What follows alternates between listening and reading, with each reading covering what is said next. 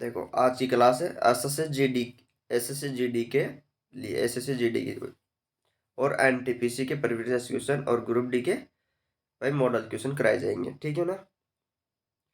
और ये other exam के लिए भी बेनिफिट होने वाली है। तो पहला क्वेश्चन देखते हैं। देखो पहला क्वेश्चन दे रखा है कि एक संख्या के 30% और उसी संख्या के 22% के बीच का अंतर 4800 है, तो उस संख्या का 18% क्या होगा।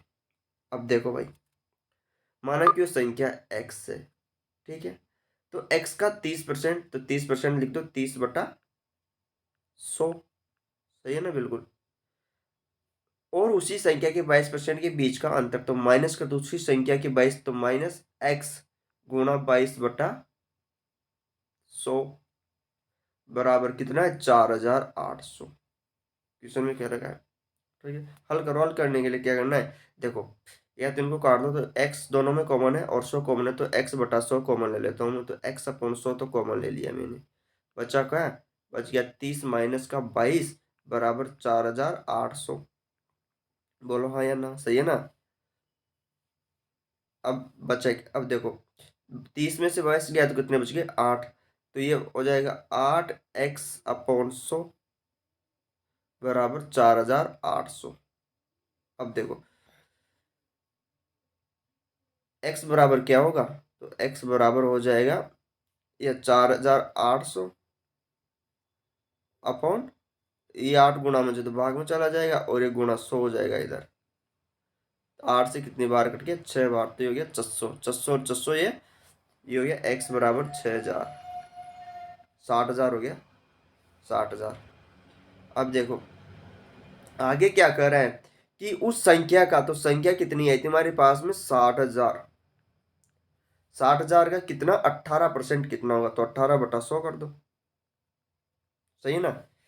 तो भाई देखो, तो 2 जीरो से 2 जीरो कट गई, 18 से 18, ये 2 जीरो, 18 छिक्की 108, तो 10,800 होगा भाई इस क्वेश्चन का आंसर। कितना होगा, 10,800। तो इस क्वेश्चन का आंसर होगा ऑप्शन नंबर 3, 10,800, सही है ना, बिल्कुल।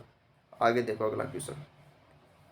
और ये क्या है, देखो आपको दिया गया है कि 30% और 40% की क्रमिक छूट के लिए कुल छूट क्या होगी, ठीक है। तो इसके लिए देख रामबाण सूत्र है, डायरेक्ट रामबाण लगाओ इसमें, तो छूट वाले में वो क्या है कि x+y माइनस xy/100, ये सूत्र लगा दो इसमें। तो x की वैल्यू 30 है, y की वैल्यू 40 है, माइनस लगा दो, तो 30 गुणा 40/100 कर दो, ठीक है ना। तो दो, एक जीरो से जीरो कट गई, एक जीरो से जीरो कट गई, तो 3 चौके 12 और 30 और 40 कितना हो गया, 70। 70 माइनस 12 करोगे तो ये हो जाएगा 58%। इस क्वेश्चन का आंसर होगा 58, सही है ना, बोलो हाँ या ना। भाई क्वेश्चन तो ऐसे ही आने वाले हैं, अल्लाह कौन सा आएगा तुम्हें, यही तो आएगा।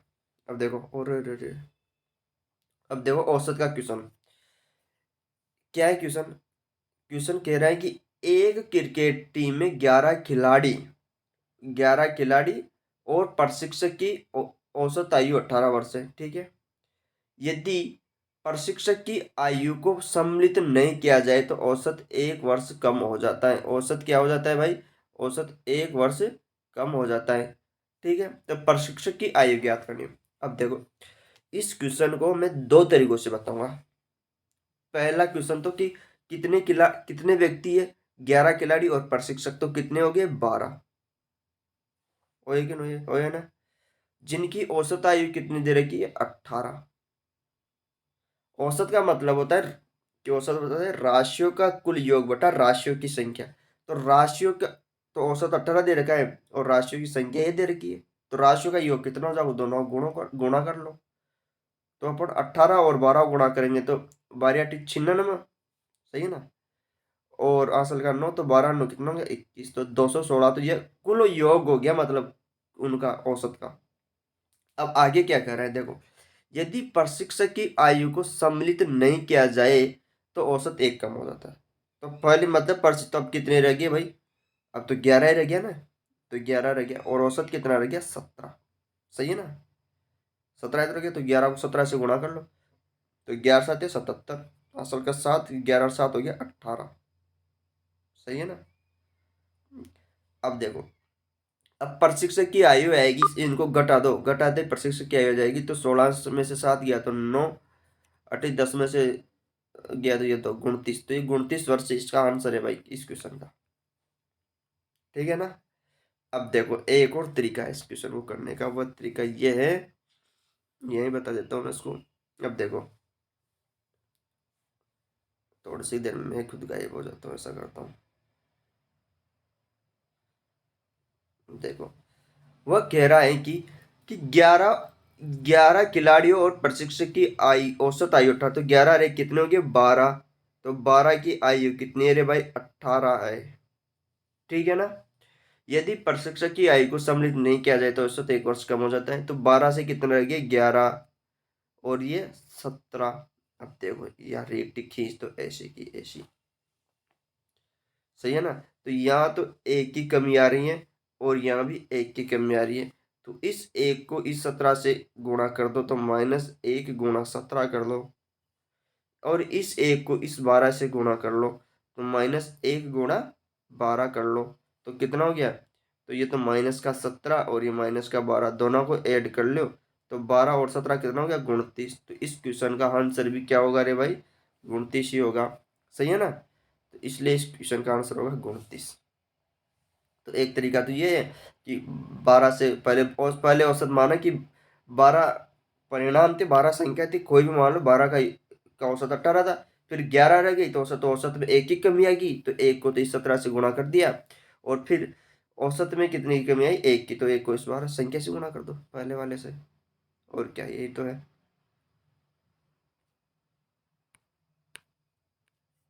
अगला देखो, ये देखो एक सिंप्लीकेशन का क्वेश्चन है भाई, ये अच्छा क्वेश्चन है, पूछता है। अब देखो, ऐसा क्वेश्चन में पहला काम होता है छोटे कोष्टक को हल करना। तो इसमें कह रखा है कि 29 माइनस बड़ो कोष्टक 13 प्लस 12 भाग चिन्ह, फिर कोष्टक 8 -2, फिर कोष्टक मजलो कोष्टक, फिर बड़ो कोष्टक पे गुणा 5। अब देखो, पहला काम है इस छोटे कोष्टक को हल करेंगे, है ना।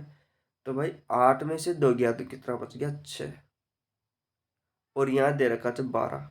देखो मैं यही बता देता हूँ, और 12 का इसमें भाग दोगे तो 2 बार जाएगा, जाएगा नहीं जाएगा।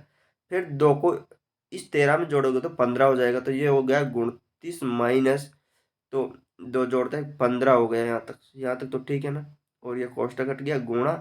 अब देखो, अब 5 और भाग 3 का, तो पहले इसमें 5/3 करना पड़ेगा, सही है ना। अरे सही है ना। तो 3 से तो ये कट गया 5 बार, और ये 50 25, तो 29 माइनस 25 कर लो, आपका आंसर आ जाएगा 4, जो ऑप्शन नंबर डी सही है, चौथा। बोलो हाँ या ना। अरे ये देखो, छड़ की अधिकतम लंबाई ज्ञात कीजिए, छड़ की अधिकतम लंबाई ज्ञात कीजिए जिसे 10 मीटर, 5 मीटर और 10 मीटर विमा के कमरे में रखा जा सकता है। देखो भाई, अब इस क्वेश्चन को कराने से मैं पहले एक चीज बताता हूँ आपको। देखो, एक चीज बताने की कोशिश करता हूँ आपको, वो ये है कि, ठीक है ना।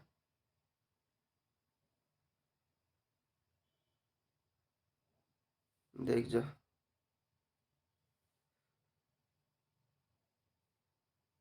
ऐसे बना दो रे यार, इसमें क्या है, ये देखो।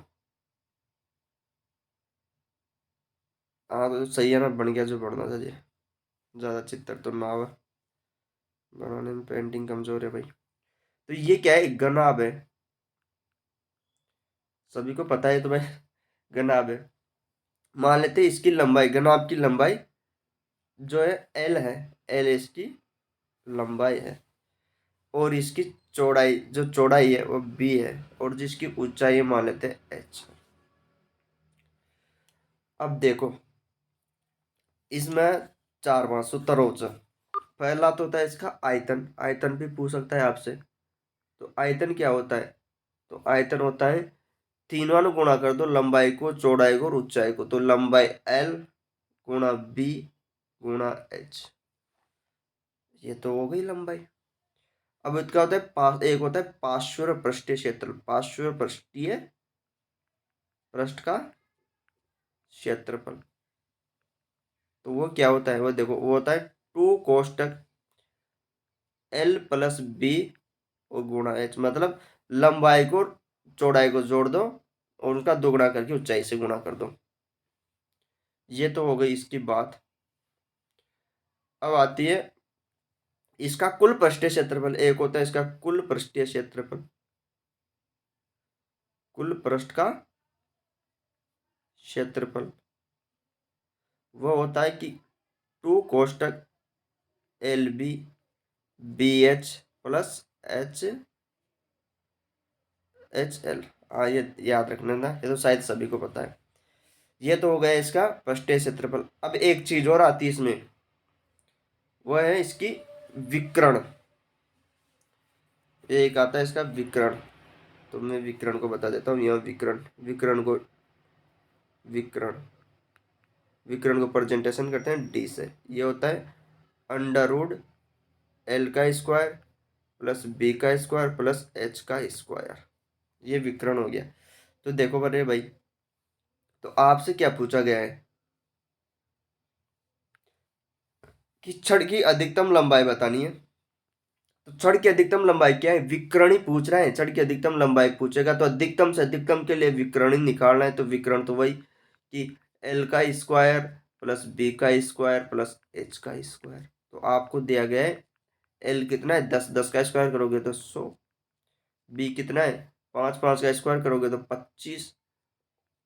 और H कितनी 10, 10 का स्क्वायर करोगे तो 100। तो D बराबर जोड़ोगे तो 100 और 100 200, 225 225 हो गया। इसका वर्ग करोगे 15, तो ये 15 मीटर आएगा भाई। तो आंसर होगा 15 मीटर, सही है ना। आगे अगला देखो।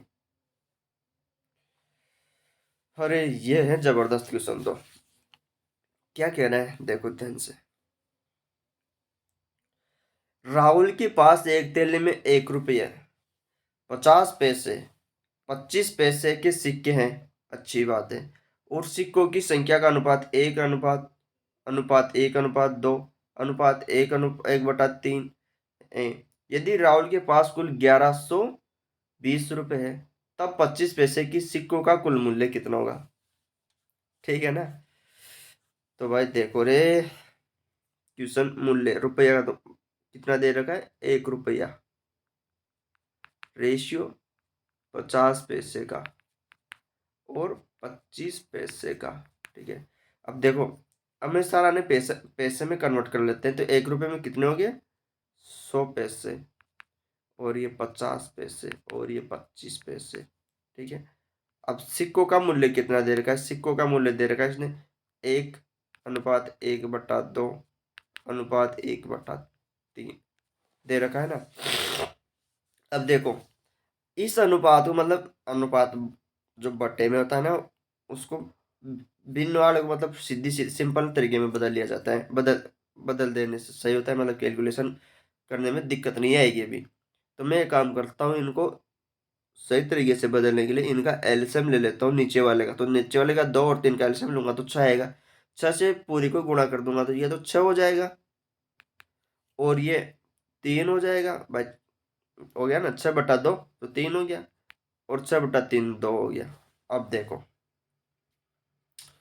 अब अब कुछ नहीं करना। अब इनको इससे गुणा कर दो, इनको इससे गुणा कर दो, और इसको इससे गुणा कर दो तो करो।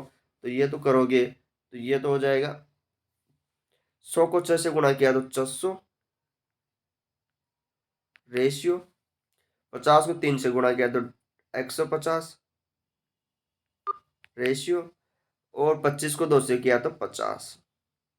ठीक है। अब ये क्या है, कुल पैसे आ गए मतलब ये। और कुल कितने दे रखे 1120 रुपये दे रखे क्वेश्चन में। ठीक है। तो कितने हो गए ये 600 और 150, 750, 750, 800 हो गया। तो ये हो चुके 800 बराबर 1120 मान लेते हैं इनके बराबर, ये x है, x है, तो ये 800 x हो गया, ठीक है ना। तो ये 0 से 0 कट गया, और x बराबर हो जाएगा, सॉरी एक मिनट, ये रुपये में है सभी, रुपये में है अभी। तो अभी इनको पैसे में कन्वर्ट करने के लिए इनको भी 100 से गुणा कर लो, सही है ना भाई। पैसे में कन्वर्ट करने के लिए 100 से गुणा कर दो, तो ये 0 से एक, तो एक जीरो कट गई, एक जीरो से ये जीरो कट गई, तो ये हो गया। तो x बराबर बच गया 1120/8, सही है ना। तो x की वैल्यू कितनी आ जाएगी, तो x की वैल्यू आ जाएगी आपके पास में 8 से 14 आठी 112, तो 140। तो x की वैल्यू आ गई 140। अब पूछा क्या है कि 25 पैसे के सिक्कों का कुल मूल्य कितना होगा। तो 25 पैसों की कितनी है, आंकड़े कितने आए थे, 50, ये 50 आए थे। तो देखो 25 पैसे के तो कुल कितने, 140, और कितने, 50 पैसे के। तो रुपए में बदलने, तो रुपए के लिए 100 से भाग दे दो, रुपए से पूछ रहे हैं तो 2 जीरो से 2 जीरो कट गई, तो कितना हो गया, 70। तो इस क्वेश्चन का आंसर होगा भाई 70 रुपये, सही है ना। तो इसका आंसर होगा 70। अगला क्वेश्चन देखो, ये देखो भाई, एडवांस मैथ का क्वेश्चन आ गया। 12 सेंटीमीटर त्रिज्या के एक गोले को पिघलाया जाता है, और यहाँ 12 है, और 12 सेंटीमीटर ऊंचाई के लंबवर्ती शंकु में डाला जाता है, तो शंकु की त्रिज्या क्या होगी, शंकु की त्रिज्या क्या होगी। तो देखो, तो मैं एक बात बता देता हूँ, गोले का आयतन, गोले का आयतन क्या होता है, ये होता है 4/3 पाई आर क्यूब, ठीक है। और एक होता है शंकु का आयतन, शंकु का आयतन ये होता है 1/3 पाई आर स्क्वायर एच, सही है ना। अब देखो, अब इसमें कर रहे हैं कि 12 सेंटीमीटर त्रिज्या के एक गोले को पिघलाया जाता है, तो वही 4/3, तो ये त्रिज्या कितनी है, 12, तो 12 × 12 × 12, और भाग दे दो इसमें शंकु का, तो शंकु का आयतन 1/3, और बराबर 1 हो जाएगा, वो भी बता दूंगा कैसे आएगा, चलो ठीक है ना। और इसका आयतन होता है, और ये पाई भी आएगा इसमें, 4/3 पाई आर स्क्वायर एच होता है ना।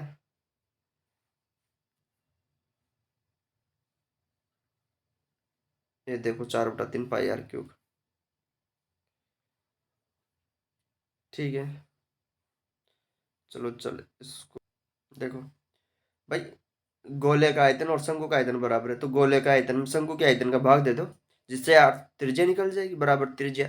तो ए का आयतन हो जाएगा 1/3 पाई आर स्क्वायर, और एच एच की वैल्यू इसमें 12 दे रखी है, तो 12। अब देखो, इस 3 से तो इस ये 3 कट गया, इस पाई से ये पाई कट गया, इस 12 से 12 कट गया, तो आर स्क्वायर बराबर क्या बच गया आपके पास में, ये 4 × 12 × 12। तो आर की वैल्यू कितनी हो जाएगी, तो आर बराबर हो जाएगा, इसमें से 4 का वर्ग वर्ग 2 ले लो, और 12 में से एक 12 ले लो, तो कितने हो गए, आर बराबर 24, सॉरी 24, ये आंसर होगा इसका, 24 सेंटीमीटर, ठीक है ना। ठीक है, तो भाई क्लास थोड़ी बहुत समझ में आए हो तो लाइक वाइक कर दीजिए, ठीक है ना।